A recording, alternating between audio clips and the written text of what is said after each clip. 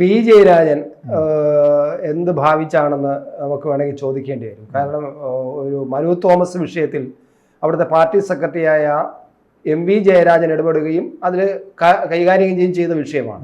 പക്ഷെ പി ജയരാജൻ അതിൽ കയറി ഒരു അഭിപ്രായം പറയുകയും അത് വല്ലാത്തൊരു വിഷയമായിട്ട് മാറുകയും ചെയ്തിരിക്കുകയാണ്. എന്താണ് CPM-നകത്ത് ഈ ജയരാജന്മാരുടെ ഇടയിൽ തന്നെ വലിയ പ്രശ്നം നടക്കുകയാണ്? ജയരാജൻ ഇത് അർജുനായെങ്കിൽ ഒന്നാണ് ഇതിൽ ശരി. നേതാവാകാൻ പാർട്ടിക്കാരനായവനും അല്ലാതെ തമ്മിലുള്ള വ്യത്യാസമുണ്ട്. ഈ മനു നേതാവാകാൻ പാർട്ടിക്കാരനായവനും രസഭയിലൂടെ എളുപ്പം വന്നിട്ട് ഒരു മൈനോറിറ്റി ഫേസ് എന്ന രീതിയിൽ നേതാവാകാൻ വേണ്ടി അങ്ങനെ കുറേ ആളുകൾ ഇപ്പം വരുന്നുണ്ട്, പലരും നേതാവാകുന്നുണ്ട്. എവിടെയോ വെച്ച് ഇവൻ പാർട്ടി രംഗ് ഉടക്കി. ഇവൻ്റെ തന്നെ പത്രസമ്മേളനം നമ്മൾ ഡയഗ്നോസ് ചെയ്ത് നോക്കുകയാണെങ്കിൽ ഏതോ പാറമടയാണ് പ്രശ്നം. അന്ന് ജയരാജേട്ടനായിരുന്നു പാർട്ടി ജില്ലാ സെക്രട്ടറി. അപ്പോൾ ജയരാജേട്ടൻ ജില്ലാ സെക്രട്ടറി അപ്പോൾ ഏതോ ഒരു പാറമടയിൽ ഇവന് താല്പര്യമുള്ള ആരോ ഉണ്ടാവും, അവിടെ ജയരാജേട്ടൻ മാറ്റിയിട്ടുണ്ടാവും. ഞാൻ ഇവൻ്റെ പത്രസമ്മേളനം ഡയഗ്നോസ് ചെയ്തിട്ടാണ് ഈ പറയുന്നത്. അങ്ങനെ മാറ്റിയതിൻ്റെ ഒരു പ്രധാനപ്പെട്ട കാരണം എന്ന് വെച്ചാൽ ഈ പറഞ്ഞ ജയരാജേട്ടനെ സംബന്ധിച്ച് അങ്ങനെ ഈ പാർട്ടി ഒടുക്കത്തെ ലെനിനിസ്റ്റ് സംഘടനാ തത്വങ്ങൾ അതാണ് അങ്ങനെ എനിക്ക് പലപ്പോഴും ചിരി വന്നതാണ്. ഇങ്ങനെ ഇതല്ലാതെ ഒരു കത്ത് പാർട്ടി വിടുകയാണെങ്കിൽ പോലും ഈ ലെനിനിസ്റ്റ് പാർട്ടി സംഘടനാ തത്വം അനുസരിച്ച് ചെയ്യുള്ളൂ. എനിക്ക് തോന്നുന്നു പണ്ട് SFI ഞാൻ ഈ അരിയോടത്ത് പഠിക്കുമ്പോൾ ഞാൻ SFIൻ്റെ ഒരു പരിപാടിക്ക് ഇങ്ങനെ വിളിച്ചു. അപ്പം നമുക്ക് ഇങ്ങനെ പേഴ്സണൽ ബന്ധമുള്ളതാണല്ലോ. അപ്പോൾ MLA കണ്ടിട്ട് നമ്മൾ ജയരാജേട്ടൻ അങ്ങനെ ഒരു കാര്യമുണ്ട്, എടേ നീ നിൻ്റെ ഒരു കാര്യത്തിന് എന്നെ വിളിച്ച് ഞാൻ വരും. അപ്പോൾ സംഘടന കാര്യത്തിലാണ് അവിടുത്തെ SFIയുടെ യൂണിറ്റ് സെക്രട്ടറിയോട് എന്നെ വന്ന് കാണാൻ പറഞ്ഞു. ഇത് മൂപ്പരോട് MLA ആയിരിക്കുമ്പോൾ കാര്യവട്ടത്തെ SFIൻ്റെ പരിപാടിക്കാം അതിന് ഞാനും വിളിച്ചു. പക്ഷെ മൂപ്പര സംഘടന തത്തനുസരിച്ച് ചെയ്യുള്ളൂ. അതാണ് പി ജയരാജൻ. പക്ഷെ അത് താങ്കൾക്കൊരു പി ജയരാജനോടുള്ള ഒരു താല്പര്യം കൊണ്ടും സൗഹൃദം കൊണ്ട് പറയുന്നതായിരിക്കും എനിക്ക് തോന്നുന്നു. പക്ഷെ ഞാൻ അതിന് പക്ഷെ ഒരു കാര്യം, ഇപ്പോ ജയരാജന് വേണ്ടിയിട്ട് ആകാശത്തില്ലെങ്കിൽ രംഗത്ത് വന്നിരിക്കുന്നു. മനു തോമസിനെ വിമർശിച്ചുകൊണ്ടും മനു തോമസിനെ ഭീഷണിപ്പെടുത്തിക്കൊണ്ടും നീ കൂടുതൽ സമയം വേണ്ട ഞങ്ങൾക്ക് കാര്യങ്ങൾ. ജയരാജന് എതിരായിട്ട് മനു തോമസ് പ്രസ്താവന ഇറക്കുകയും അയാൾ കുറെ കാര്യങ്ങൾ പറയുകയും ചെയ്തപ്പോൾ ചാടി വീണിരിക്കുന്നത് ആകാശത്തിലും കയറിയാണ്. അത് ഷുഹൈബ് വധക്കേസിലെ പ്രതിയാണ്.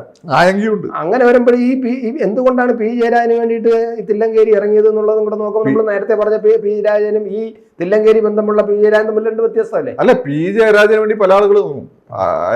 അതിനായെങ്കിൽ മാത്രമല്ല, സാഹചര്യം വന്നാൽ പല ആളുകൾ തോന്നും.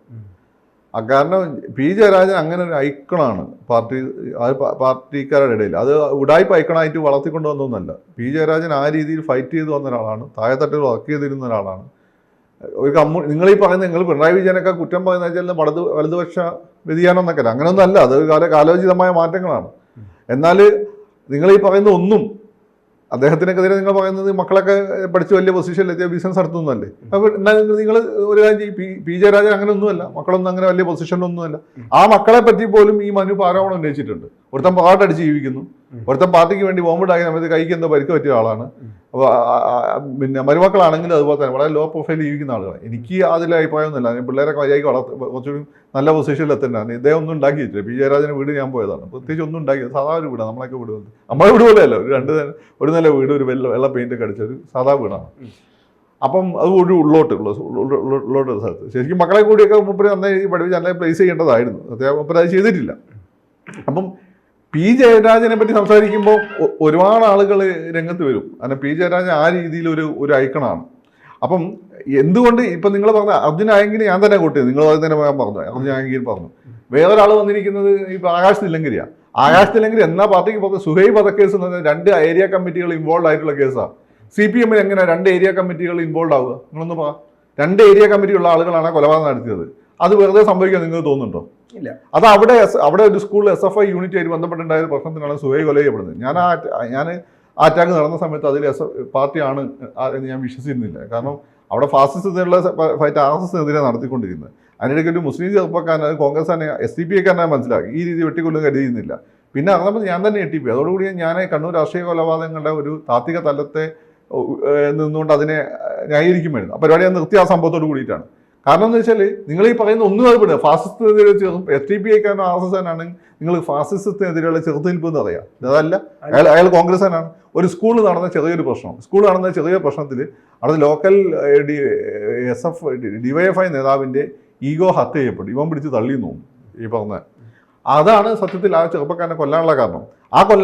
അത് കണ്ണൂർ രാഷ്ട്രീയ കൊലപാതകങ്ങളുടെ പാറ്റേൺ നിങ്ങൾ എടുത്തു നോക്കിയത് ഒറ്റയ്ക്കുള്ള തീരുമാനമല്ല.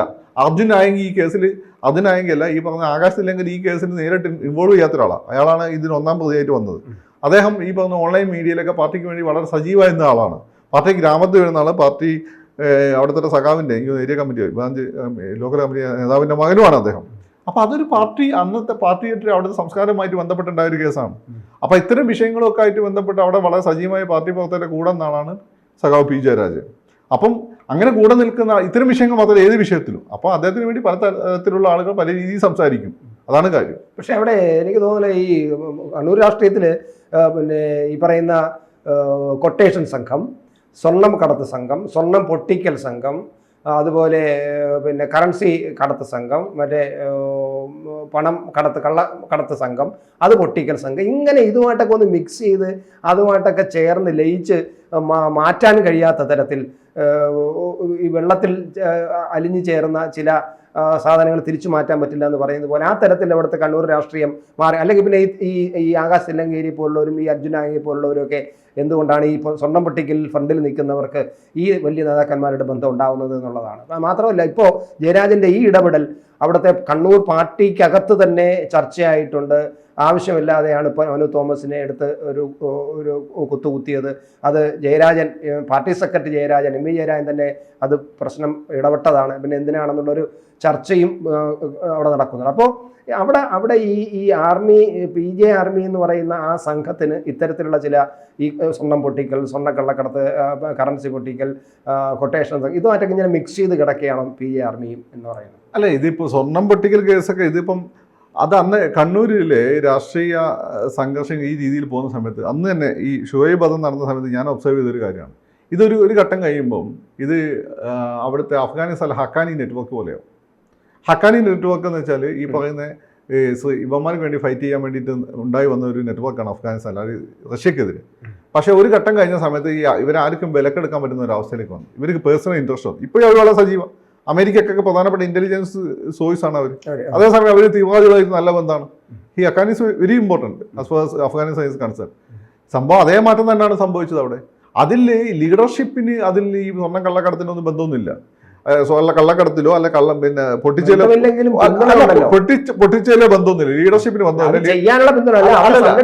അല്ല, അവിടെ ഒരു കാര്യം എന്ന് വെച്ചാൽ അപ്പൊ ഇങ്ങനെ ചില ആളുകൾ അതിൽ ബന്ധപ്പെട്ട സമയത്ത് പെട്ടെന്ന് പാർട്ടി പ്രവർത്തകർക്ക് ഒരു തെറ്റ് വന്നു കഴിഞ്ഞാൽ ഉടനടി പെട്ടെന്ന് തള്ളിക്കളയൊന്നും ചെയ്യാൻ പറ്റില്ലല്ലോ. പ്രത്യേകിച്ച് കണ്ണൂർ പോലെ സാഹചര്യത്തിൽ അവരെ തിരുത്താൻ ശ്രമിച്ചിട്ടുണ്ടാവും. തിരുത്താൻ ശ്രമിച്ചിട്ടും അവർ തിരുത്തപ്പെട്ടില്ല എന്ന സമയത്താണ് അവരെ പുറത്താക്കിയിട്ടുള്ളത്.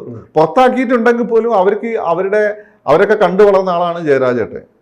കണ്ണൂരിന്റെ അടിത്തട്ടിലെ രാഷ്ട്രീയത്തെ ഏറ്റവും കൂടുതൽ ബൈൻഡ് ചെയ്ത് നിർത്തിയിരുന്ന ആളുകളാണ് പി ജയരാജനും കാരായിമാരുമാണ്. അതാ കണ്ണൂർക്കാർക്ക് അറിയാം, കണ്ണൂർ ഈ രാഷ്ട്രീയം അറിയുന്നവർക്ക് അറിയാം.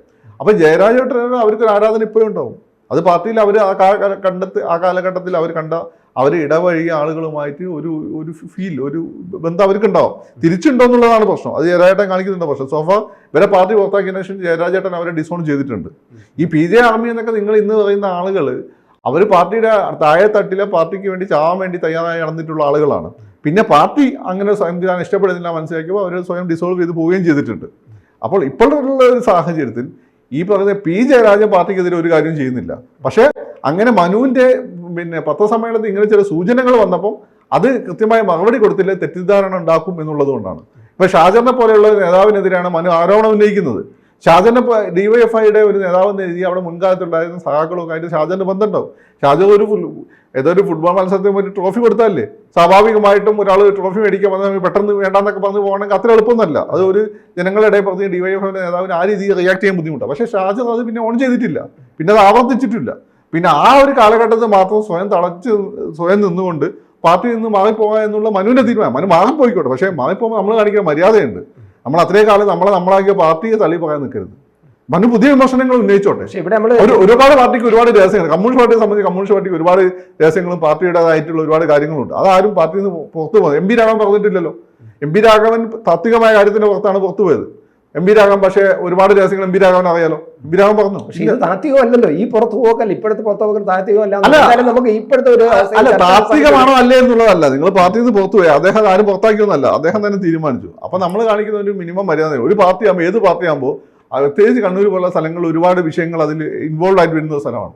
അവിടെ ആ ഒരു മര്യാദ കീപ്പ് ചെയ്യുക. അത് മനു കീപ്പ് ചെയ്യാതെ മനു ചില കാര്യങ്ങൾ പറഞ്ഞപ്പോഴാണ് ജയരാജേട്ടൻ അതിന് മറുപടി പറയുന്നത്. എന്തായാലും നമുക്കിപ്പോൾ ഈ തിരുത്തൽ പ്രക്രിയ നടക്കുന്ന ഈ സമയത്ത് ഇത്തരം പുതിയ പുതിയ വിഷയങ്ങളും കൂടി പാർട്ടിക്ക് തലവേദനയാകുമ്പോൾ തിരുത്തൽ പ്രക്രിയ എത്രമാത്രം ആ പ്രക്രിയ അല്ല പാർട്ടി കുറച്ച് മനസ്സിലാക്കുന്നതല്ല. പാർട്ടി മെമ്പർമാരായിട്ട് എടുക്കുന്ന ആളുകളൊക്കെ പുതിയ മെമ്പർഷിപ്പ് കൊടുക്കുമ്പോൾ പണ്ടത്തെ പോലെ റെസ്ട്രിക്ഷൻസ് ഇല്ല. CPM-ലാണെങ്കിലും CPI-ലാണെങ്കിലും. ഇതിന്റെ പ്രശ്നം എന്ന് വെച്ചാൽ ഇങ്ങനെ വരുന്ന പല ആളുകൾക്കും കമ്മ്യൂണിസ്റ്റ് ബോധം കുറവാണ്. അതാണ് MP രാഘവൻ കാണിച്ച മര്യാദ ഇവർ പലരും കാണിക്കാത്തത്. അങ്ങനെ ചിലർ പറയുന്ന സമയത്ത് പാർട്ടിയെയും പാർട്ടി നേതാക്കന്മാരെയും വെറുതെ ഇവരുടെ ആരോപണങ്ങൾ വിട്ടുകൊടുക്കാൻ പറ്റില്ല, മറുപടി പറയേണ്ടി വരും. അതാണ് ജയരാജേട്ടൻ പറഞ്ഞതെന്നാണ് ഞാൻ മനസ്സിലാക്കുന്നത്. ഓക്കെ.